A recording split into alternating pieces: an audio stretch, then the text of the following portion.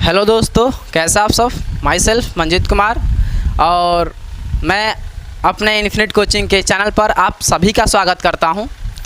तो आज हम उन बहुविकल्पी प्रश्नों को लेकर के आए हुए हैं जो बोर्ड एग्ज़ाम में कई बार आ चुके हैं, जहां से बोर्ड मेंबर के द्वारा बहुत ही अधिक बार क्वेश्चन फ्रेम किए जाते हैं, बहुत बार पूछे जाते हैं।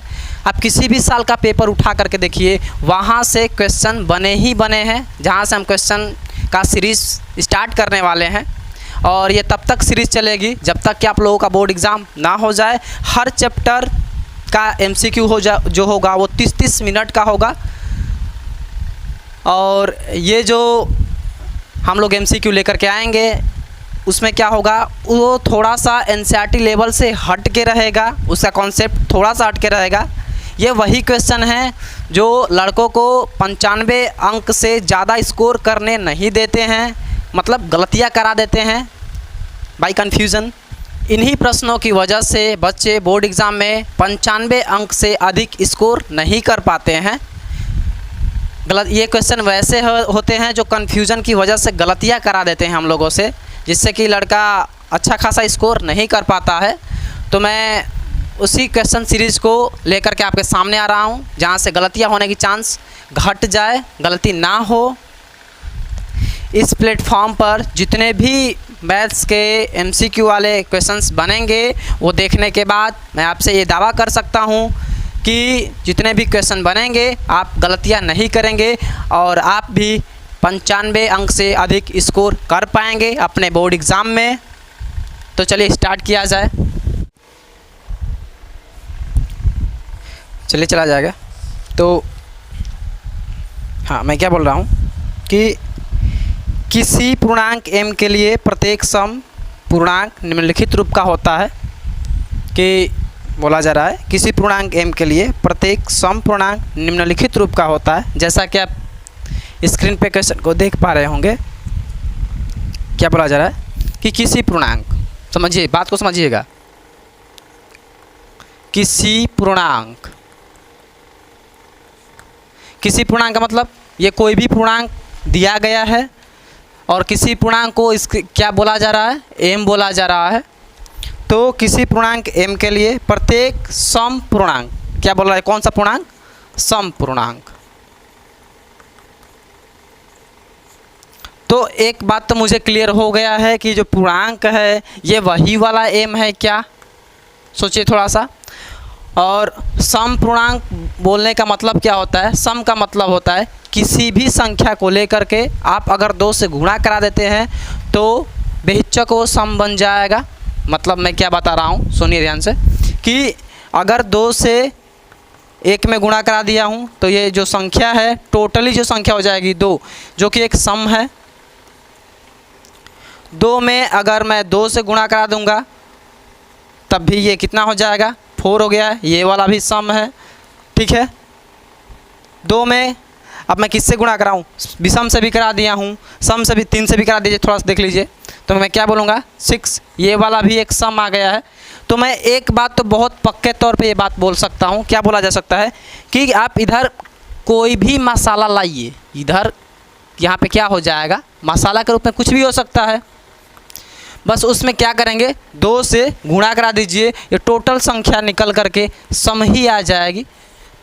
तो इसको क्या बोला जा रहा है, m। ये मसाला जो है वो कोई भी पूर्णांक हो सकता है, कोई ज़रूरी नहीं है कि ये केवल सम होगा, केवल विषम होगा, ये हम कुछ भी रख सकते हैं।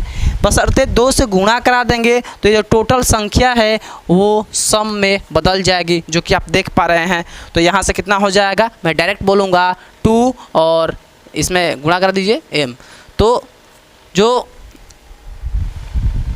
संख्या का स्वरूप हो जाएगा किस टाइप का दिखेगा, वो 2m के रूप का दिखेगा। चलिए सेकंड नंबर क्वेश्चन पे चला जाए। पहले तो हो ही गया था, दूसरा वाला देखिए। दूसरा वाला क्या हो जाएगा, किसी पूर्णांक q के लिए प्रत्येक विषम पूर्णांक निम्नलिखित रूप का होता है। किसी पूर्णांक q के लिए, तो कोई पूर्णांक q दे दिया गया है, किसी पूर्णांक q के लिए कोई पूर्णांक है जिसको q बोला जा रहा है और कौन सा पूछा जा रहा है, विषम पूर्णांक का रूप पूछा जा रहा है। तो पहले ये तो पता कर लिया जाए कि ये फिक्स कर लिया जाए कि सम वाला क्या है, तब ना बोलेंगे कि विषम। तो पहले देखिए मैं ये कर रहा हूँ, पहले मैं क्या करूँगा, सम पूर्णांक को पहले फिक्स कर लूँ। सोचिए थोड़ा सा, और सम पूर्णांक जैसे ही फिक्स हो जाएगा मैं इसमें 1 जोड़ दूंगा, तो मैं बोल सकता हूँ ना कि ये जो पूरी क्वांटिटी आएगी वो विषम पूर्णांक को रिप्रेजेंट करेगी, दर्शाएगी विषम पूर्णांक। सोचिए थोड़ा सा, मैं क्या बोल रहा हूँ, मैं ये बोल रहा हूँ कि पहले ये तो फिक्स कर लिया जाए कि सम पूर्णांक है क्या। तो सम पूर्णांक में +1 कर दीजिए, हमेशा के लिए वो संख्या विषम ही बनेगी। ठीक है, जैसे देखिए मैं बोलूँ 2 है सम पूर्णांक, इसमें 1 कर दीजिए, ये टोटल संख्या देखेंगे ये विषम बन गई है। ठीक है, ये देखिए ये वाला सम पूर्णांक की जगह पे मैं कितना ले सकता हूँ, 4 ले लो, 4 में 1 फिर से जोड़ दीजिए, ये 5 बन जाएगा। ये वाला भी एक प्रकार का विषम पूर्णांक ही हो गया है। मैं क्या बोल सकता हूँ, मैं यही बोल रहा हूँ कि इधर जो होगा वो सम पूर्णांक फिक्स है, कोई दिक्कत नहीं है, इधर फिक्स रहने दीजिए सम पूर्णांक को। बस अर्थ उसमें करना क्या है कि 1 लास्ट में जोड़ देना है। और सम पूर्णांक का रूप क्या होता है, जो कि हम देख लिए हैं कि इधर जो हो जाएगा 2 और इधर जो कोई भी पूर्णांक हो जाएगा इसको मैं क्यों बोल सकता हूँ। सोचिए कि ये सम बना दिया हूँ, 2 से गुणा करने का मतलब ये सम बन चुका है। अब इसमें क्या करेंगे, +1 ऐड कर दीजिए, जो पूरी संख्या निकल करके सामने आएगी ये विषम पूर्णांक को दर्शाएगी, विषम संख्या को दर्शाएगी। ये बात क्लियर हो रहा है आप लोगों को। तो मैं कुछ बोल सकता हूँ यहाँ से, क्या बोला जा सकता है, किस रूप का हो जाएगा, 2q + 1 के रूप का हो जाएगा। पहले तो फिक्स कर लीजिए ना कि ये सम वाला है। कैसे फिक्स होगा, किसी भी पूर्णांक में आप 2 से गुणा करिए, ये फिक्स हो जाएगा कि ये सम हो गया है, और उसी में +1 कर दीजिए, वो विषम हो जाएगा। ये बात हम लोग बचपन से सीखते चले आ रहे हैं, तो अपना आंसर ये हो जाएगा। ठीक है, अगला चलिए तीसरा नंबर का क्वेश्चन। हाँ, स्क्रीन पे देखिए, दिख रहा होगा, मैं यहाँ देख रहा हूँ।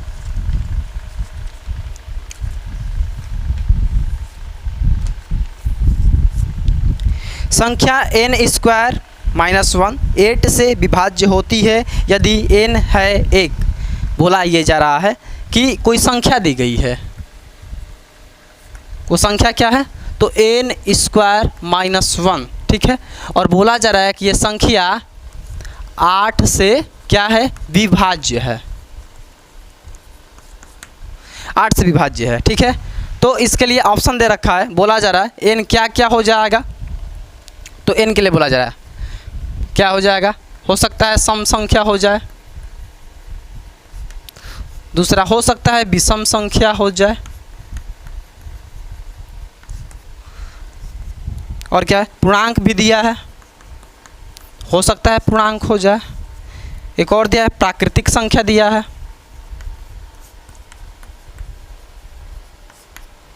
तो मैं क्या बोल रहा हूँ कि ये n की जगह पे हम इन चारों में से कौन से रखेंगे, जो रखने पर वो जो संख्या आएगी हमेशा के लिए 8 से विभाज्य होगी। तो पहले हम ऑप्शन पे चलेंगे, कुछ ऐसे क्वेश्चन भी होंगे जो केवल ऑप्शन वाइज ही सॉल्व हो पाते हैं। ठीक है, तो ऑप्शन पे रख करके चेक कर लिया जाए कि ये या n के जगह पे मैं क्या रखूँगा, n = क्या हो जाएगा, ये होगा, पूर्णांक होगा, प्राकृतिक संख्या होगी, n क्या होगा आपका। यहाँ पे बारी बारी से सभी को पुट करके देख लिया जाएगा कि हाँ ये जो संख्या आ रही है क्या वाकई में 8 से विभाज्य है, अगर है तो हाँ वही अपना आंसर हो जाएगा।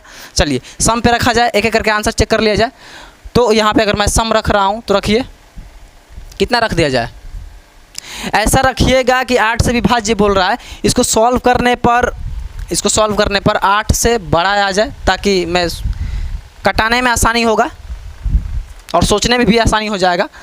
सोचिए थोड़ा सा, यहाँ पे अगर मैं 2 रखूँगा, 4 में से 1 जाएगा 3, तो 8 से छोटा है, सम संख्या लीजिए कोई दिक्कत नहीं है, लेकिन कोशिश यही करिएगा कि सॉल्व करने के बाद से 8 से बड़ी आए, ताकि भागा करने में आसानी हो और चीज़ें समझ में भी आए। मैं यहाँ पे 4 रखूँ 16, तो 4 रखेंगे यहाँ पे, तो 4 का हो जाएगा कितना, 16। पहले देखिए सम सम संख्या कितना, किस पे चेक कर रहा हूँ, n स्क्वायर माइनस 1। तो n इक्वल टू मैं सोच रहा हूँ कि 4 रख दिया जाए, ये सम है, सेटिंग हो जाना चाहिए था, इसके लिए देख लिया जाए। तो भाई ये हो जाएगा 4 का स्क्वायर माइनस का 1, सॉल्व करिए कितना हो जाएगा 16, 16 माइनस 1 कितना हो जाएगा 15। और क्या 15 8 से डिविजिबल है, ये 15 8 से विभाज्य है, सोचिए थोड़ा सा, कहाँ है, नहीं है, इसका डायरेक्ट मतलब ये अपना ऑप्शन नहीं होगा। सेकंड वाले पे आइए, सेकंड क्या बोला जा रहा है, विषम संख्या। विषम संख्या ऐसा आप ढूंढिए जो ये इसको सॉल्व करने पर या तो 8 के बराबर आ जाए, ना तो 8 से बड़ी आ जाए, ताकि 8 से हम भाग लगाएंगे तो बताएंगे कि हाँ विभाज्य है नहीं है, वो सारी बातें क्लियर किया जाएगा। तो मैं बोल रहा हूँ कि विषम संख्या के जगह पे आप क्या बोलेंगे, तो विषम संख्या की जगह पे आप रख सकते हैं, क्या रख दिया जाए, सोचिए थोड़ा सा। 2 अगर रख दे रहा हूँ, विषम रखना है ना, 1 रखूँगा तो काम तो बनेगा नहीं, 3 रखिए थोड़ा सा। तो यहाँ पे अगर मैं विषम संख्या की जगह पे 3 रखूँगा तो n स्क्वायर माइनस 1, तो मैं कितना बोल सकता हूँ, 3 का स्क्वायर माइनस 1 कितना हो जाएगा जी 9, 9 में से एक जाइए 8, हाँ 8 से विभाज्य है मुझे दिख रहा है, तो 1 निकल जाने से कोई ज़रूरी थोड़ी ना है कि वही अपना आंसर हो जाएगा। 2-3 पे चेक कर लिया जाए, तो 2-3 और चेक कर ले रहा हूँ। मैं सोच रहा हूँ 5 रखने के लिए, यहाँ पे 5 रख दूँ क्या, तो मैं सोच रहा हूँ n इक्वल टू 5 रखने के लिए, क्योंकि 5 भी एक प्रकार की विषम संख्या ही है। तो मैं क्या बोल रहा हूँ, तो 5 का स्क्वायर माइनस 1 कितना हो जाएगा 25, 25 में से घटाइए 24, 24 भी जो संख्या आ रही है वो 8 से क्या है, विभाज्य है। देखिए ये 24 8 से विभाज्य है। हम जिसकी तलाश कर रहे थे शायद वो अपना मिल रहा है। रुकिए थोड़ा सा कॉलर है।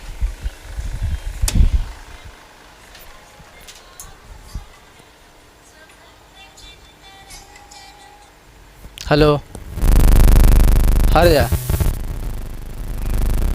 ना लेक्चर रिकॉर्ड करते नहीं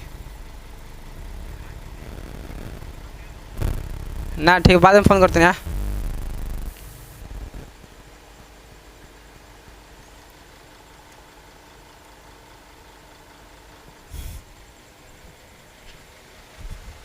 24 है वो भी विभाज्य है, 8 वाला भी विभाज्य है।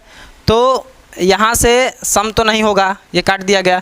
विषम पे सेटिंग हो रही है, थोड़ा सा सोचिए 7 पे रखा जाए। यहाँ पे अगर 7 रखिएगा तो कितना हो जाएगा, 7 का होल स्क्वायर करिए 49, 49 में से 1 घटाइए कितना हो जाएगा 48, 48 में आप 8 से भाग लगाएंगे तो पूरा वो कट जाएगा। सोचिए थोड़ा सा, 8 छक्के 48 6 बार में कटेगा। मैं यहाँ से डायरेक्ट ये बात बोल सकता हूँ कि जो ये n होगा वो क्लियरली विषम संख्या ही होगी, ठीक है, ये नहीं होगा। अब ये मिल गया है तो ये इसको भी चेक कर लीजिए थोड़ा सा संतुष्टि के लिए। पूर्णांक में तो दोनों आ जाएंगे ना, सोचिए थोड़ा सा, सम भी हो सकता है विषम भी हो सकता है, तो ये तो होगा ही नहीं। प्राकृतिक संख्या में भी दोनों आ जाएंगे, सोचिए सम भी आ जाएगा विषम भी आ जाएगा, और सम तो पकड़ना नहीं है, तो क्या हो जाएगा अपना आंसर, विषम संख्या हो जाएगी। और ये बोर्ड एग्ज़ाम में आ चुका है, ये यहाँ से बोर्ड एग्ज़ाम में आते हैं, ठीक है, ये एनसीईआरटी एग्जाम्पलर है। ओके आगे चला जाए, नोट करिए इसको।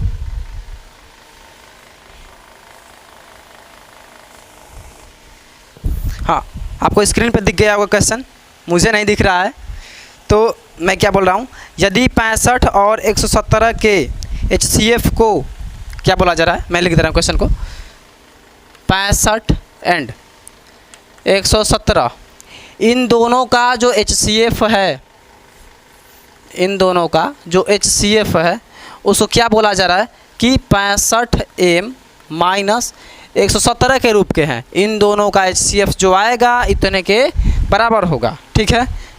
तो m का मान ज्ञात करिए, m इक्वल टू आपको फाइंड आउट करना है। किस तरीके से निकाला जाए, तो पहले इन लोगों का HCF मैं निकाल लूँ, थोड़ा सोचिए। तो मैं HCF इधर निकाल दे रहा हूँ, कितना हो जाएगा, इन दोनों में बड़ा कौन 117, छोटा वाला से डिवाइड करिए, कितनी बार में जाएगा, एक बार में ले जाया जाए, ठीक है चलिए ले चलिए, ये 65 होगा, कितना बचेगा इधर 2, सोचिए, और इधर कितना बच जाएगा 5, ठीक है, इसको फिर से ले चलिए, कितना मैं बोल सकता हूँ 65 ले इधर, एक बार में ले चलिए, कितना हो जाएगा, इधर 52 हो जाएगा, इधर 3, इधर 1, इधर 52 को लाइए, 4 बार में 52 कट जाएगा। मतलब एक चीज़ देख पा रहे हैं, इसका HCF निकल गया है, कितना निकला है 13। तो मैं बोल सकता हूँ इन दोनों का जो HCF आया है निकालने पर, इन दोनों का HCF निकालने पर कितना आ गया है, 13 आ गया है। तो मैं एक बात और क्लियर बोल सकता हूँ कि इसका HCF ये वाला भी, इसका HCF ये वाला भी, इसका डायरेक्ट मतलब है कि ये और ये आपस में क्या होंगे, बराबर होंगे, होंगे ना। ठीक है, चलाइए, 65m माइनस 117 इक्वल टू 13, इसको उधर ले जाइए तो 65m इक्वल टू, ये उधर जाएगा तो कितना हो जाएगा 117 प्लस 13, तो 65m इक्वल टू, इसको डील करिए आपस में, कितना हो जाएगा जी 3 और ये 130 हो जाएंगे, और m equal to 130 divided by 65 cut जाएगा जी 2 बार में, तो m इक्वल टू 2 अपना आंसर हो जाएगा। ये बात क्लियर हो रही है, ये भी बोर्ड एग्जाम में आ चुका है कई बार।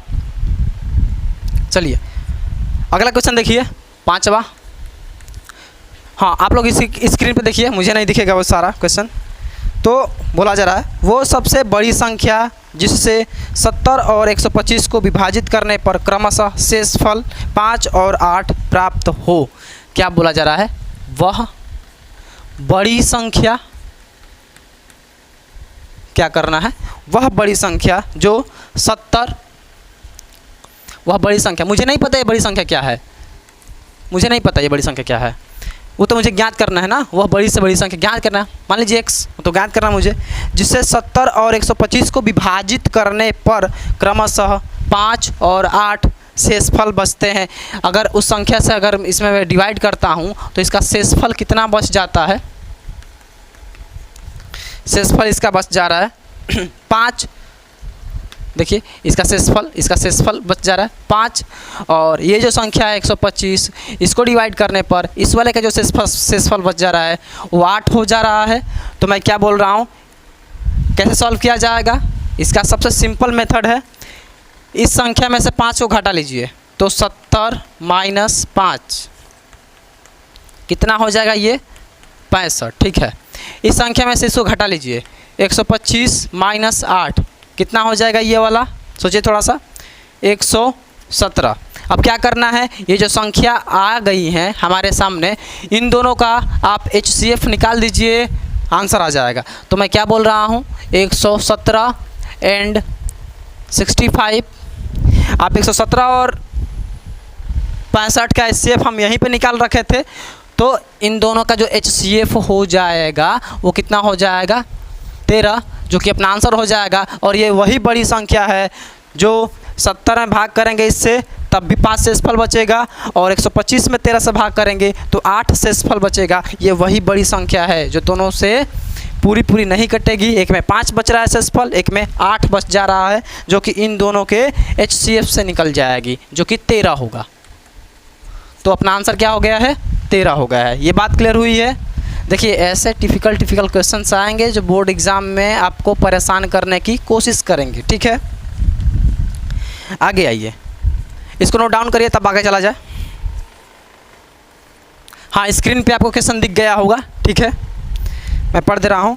यदि दो धनात्मक पूर्णांकों a और b को a equal to x cube y square और b equal to x y cube के रूप में व्यक्त किया जाए, जहाँ x और y अभाज्य संख्याएं हैं, x और y जो है क्या है, अभाज्य संख्याएं हैं, तो क्या बोला जा रहा है, HCF of a and b आप याद करिए। मैं उस बात को लिख दे रहा हूँ यहाँ पे कि दो धनात्मक पूर्णांक हैं, दो धनात्मक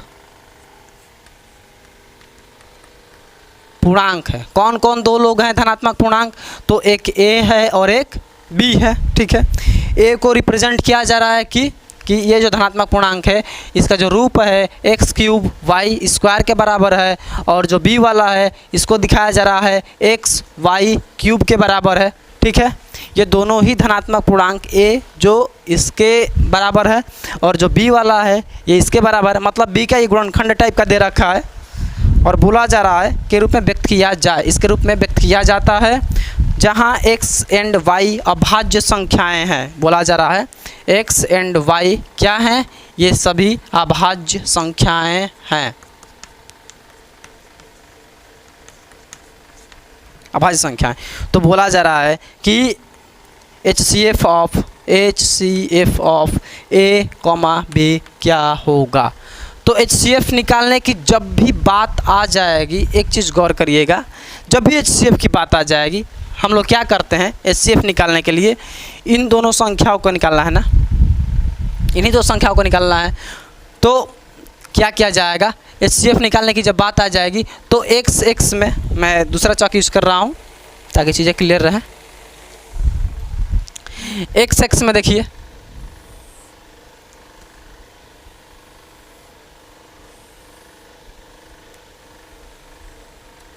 इन दोनों संख्याओं के x को अगर देखा जाएगा तो इनमें सबसे छोटा कौन, छोटी घात को पकड़ना होता है। देखिए जब भी HCF की बात करेगा छोटी घात को ही पकड़ना होगा, दोनों के x को छोटे वाले घात को ही पकड़ना होगा, छोटी घात वाला, ठीक है। छोटी x³ है इधर और एक यहाँ पे x के पावर 1 है, तो मैं क्या बोलूँगा, छोटी घात वाला x पकड़ लीजिए, ठीक है। दूसरा वाला देखिए, ये जो आप देख पा रहे हैं y वाला भी तो है ना, इसको भी देखेंगे ये किस तरीके से देखा जाएगा।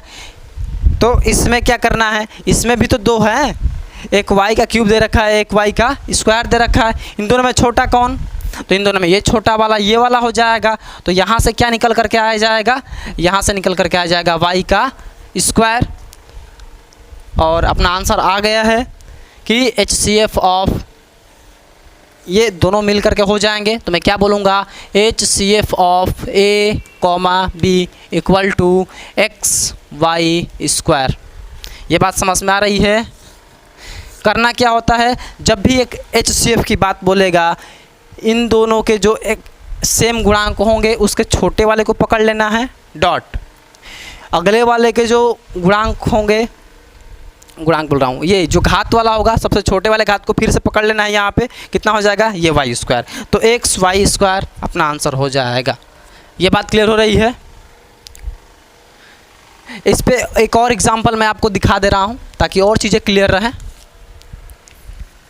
जैसे मैं बोल रहा हूँ कि a इक्वल टू दे रखा है x⁴ और y⁴, ठीक है, और b इक्वल टू दे रखा है x² y⁴1, इतना दे रखा है। मैं बोलना चाहता हूँ कि HCF ऑफ A, B क्या होगा। तो क्या करेंगे, दोनों संख्याओं को देखिए, इसमें और इसमें देखिए छोटा कौन, x² वाला, तो पकड़िए यहाँ पे हो जाएगा x²। इन दोनों में देखेंगे, इन दोनों में कौन छोटा, y, तो यहाँ पे लिख देंगे केवल और केवल y। तो कितना हो जाएगा, HCF of A, B equal to x² y, जो कि अपना आंसर हो जाएगा। समझ में आ रहा है क्या करना है और कैसे करना है। HCF की बात बोलेगा तो उन दोनों में छोटे वाले को पकड़ लेंगे डॉट, अगले वाले में से छोटे वाले को पकड़ लेंगे, ये कर दिया जाएगा, तब HCF निकल जाएगा। सेम इसी का उल्टा प्रोसेस कर देंगे, किसके लिए, LCM के लिए। एक बात ध्यान से सुनिएगा, सेम इसी का उल्टा प्रोसेस किया जाएगा, किसके लिए, LCM के लिए, मतलब कि उसमें छोटी संख्या ना पकड़ करके बड़े वाले घात को पकड़ लिया जाता है। इसको नोट डाउन करिए, तब तक आगे चला जाए।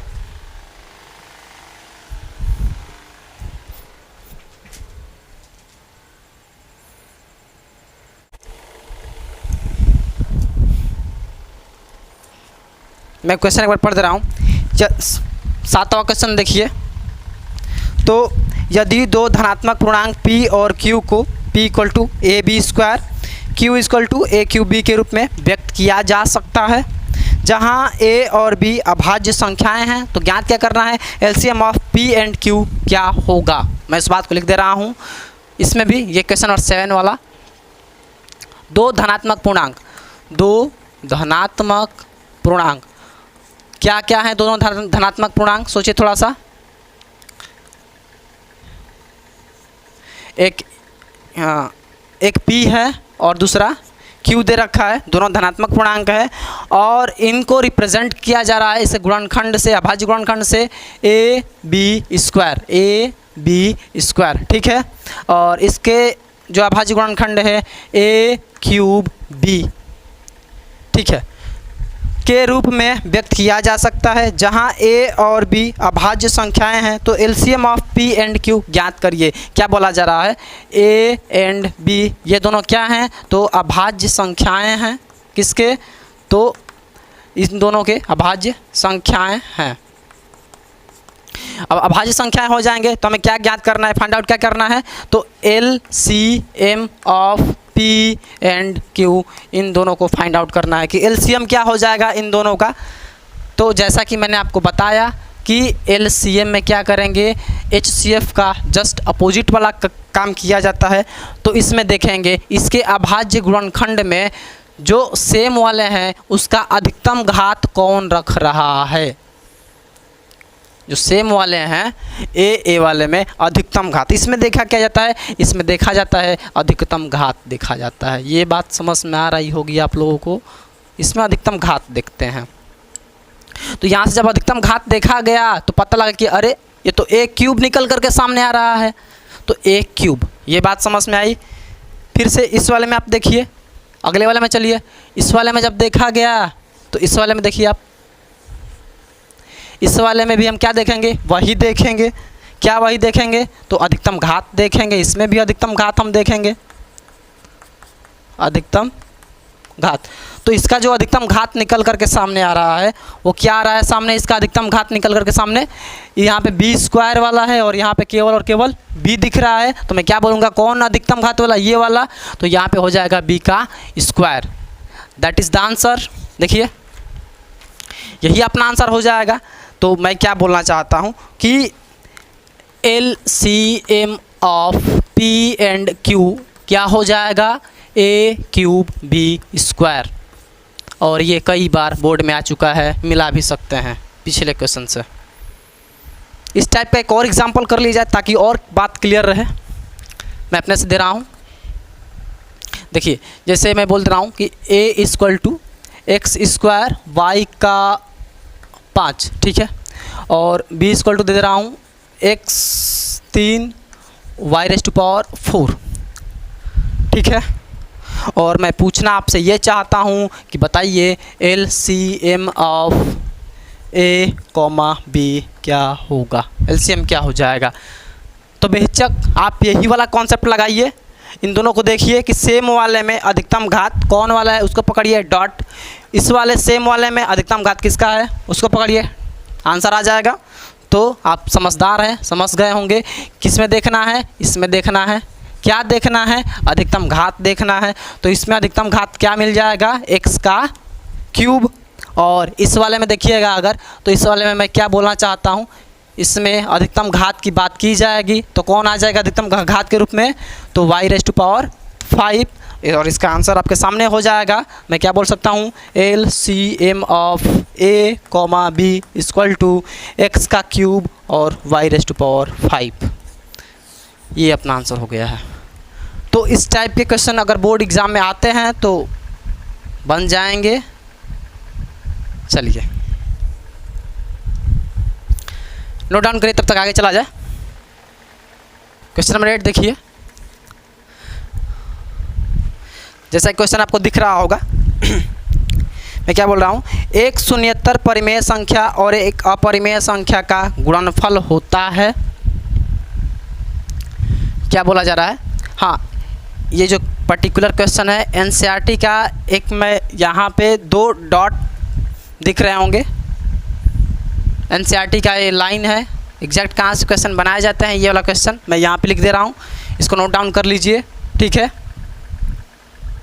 ये वही क्वेश्चन है 8वां नंबर जो कि NCERT से डायरेक्ट उठाया गया है।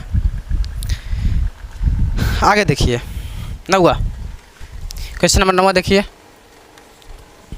तो इसमें मैं क्या बोल रहा हूँ, इसमें यही बोला जाए परिमेय संख्या, एक परिमेय संख्या दिया गया है,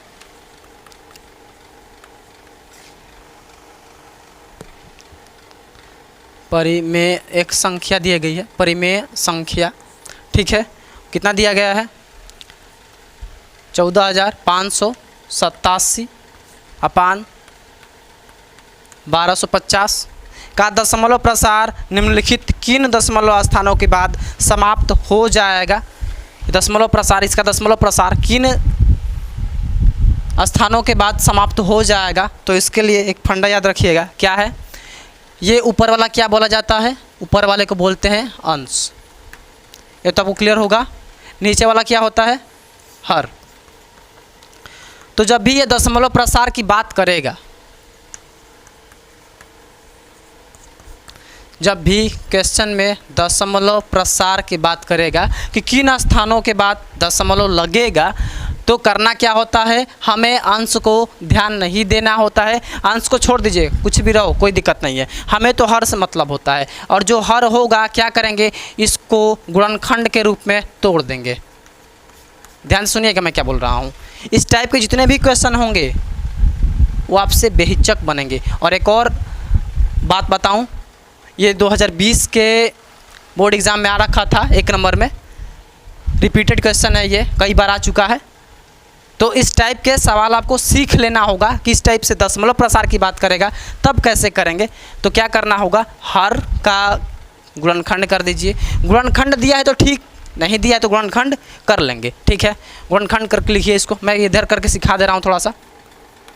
1250 दे दिया गया है, इधर करो, 2 से करिए 6 और इधर का 25, फिर 5 से ले जाओ, कितना हो जाएगा? 125, फिर 5 से ले जाओ, कितना हो जाएगा? 25, फिर 5 से ले जाओ 5, फिर 5 से ले जाओ, ख़त्म। मैं क्या बोल रहा हूँ? इसका जो गुणनखंड हमारे सामने आया है वो कितना आ गया है? 2 के घात 1 और 5 के घात 4, यही गुणनखंड आया है। किसका गुणनखंड चाहिए? हमें केवल हर का ही गुणनखंड चाहिए होता है। तो इसमें करेंगे क्या?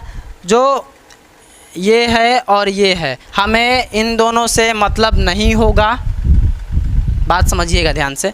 हमें 2 से मतलब नहीं, हमें 5 से मतलब नहीं, हमें इन दोनों में से जिसका अधिकतम घात होगा उसी से मतलब होगा। तो इन दोनों में सबसे अधिकतम घात किसका? इस वाले का 5 का कितना है अधिकतम? 4 है।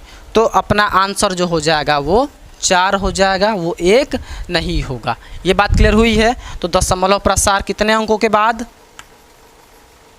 दशमलव प्रसार 4 अंकों बाद हो जाएगा।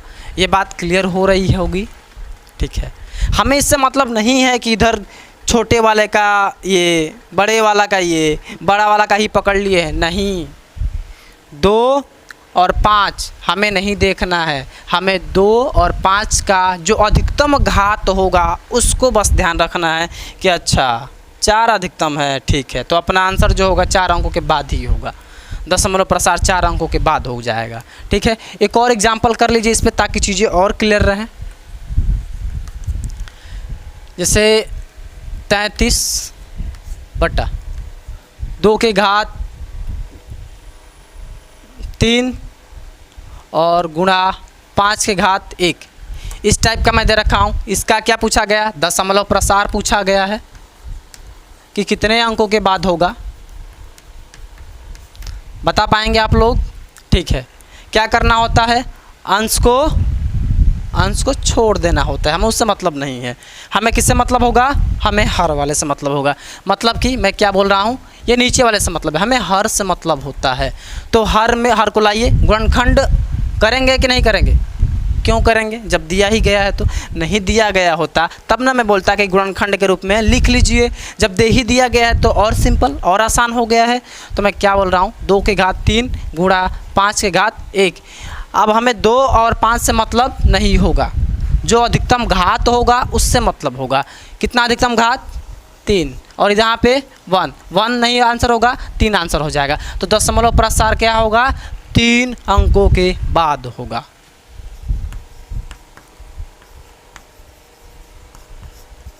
दशमलव प्रसार 3 अंकों के बाद होगा। ये देख करके भी आप आंसर बोल सकते थे, यहीं से बोल सकते थे 3, ख़त्म। इसको करिए 4 ख़त्म। समझ में आ रहा है? तो इस टाइप के जितने भी सवाल आ रखे हैं आप लोग कर लेंगे या फिर खोज कर करिएगा जो बोर्ड एग्जाम में आ रखे हैं, नोट डाउन करिए, तब तक आगे चला जाए। अगला क्वेश्चन,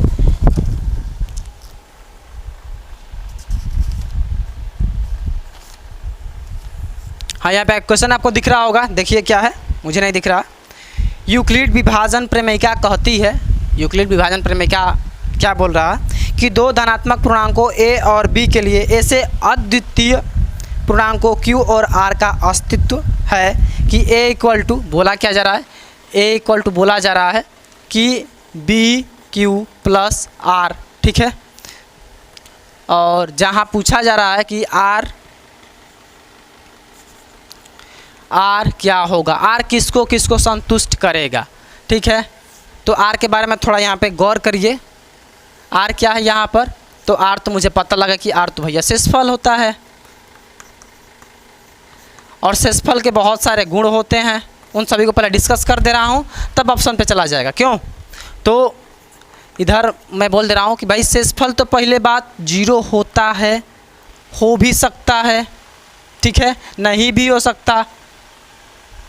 r क्या होगा, 0 हो सकता है, ना तो 0 से बड़ा हो जाएगा। तो उसी बात को मैं लिख दे रहा हूँ यहाँ पे, जो r होगा 0 के बराबर r हो सकता है, या हो सकता है जो r है वो 0 से बड़ा हो जाए, मतलब 1 आ जाए, 2 आ जाए, 3 आ जाए, मतलब 0 से बड़ा हो जाए। लेकिन एक चीज़ आप लोग फिक्स करिएगा, ये जो b होता है ना, b से हमेशा r छोटा ही होगा। अगर b के बराबर होता तो b से एक बार और भाग नहीं चला जाता। इसको फर्स्ट चैप्टर में क्लियर किया जाएगा, ठीक है। अभी मैं थोड़ा कंटेंट अपलोड कर रहा हूँ, जैसे ही आप लोगों का रिकमेंडेशन आने लगेगा कि पहला चैप्टर का वीडियो लाया जाए, सेकंड चैप्टर का लाया जाए, सीरीज़ लाइए, तब मैं लाऊंगा। तो मैं क्या बोल रहा हूँ यहाँ से कि जो ये वाला है, जो b वाला है, वो कभी भी इसके बराबर नहीं होगा, इससे हमेशा बड़ा होगा।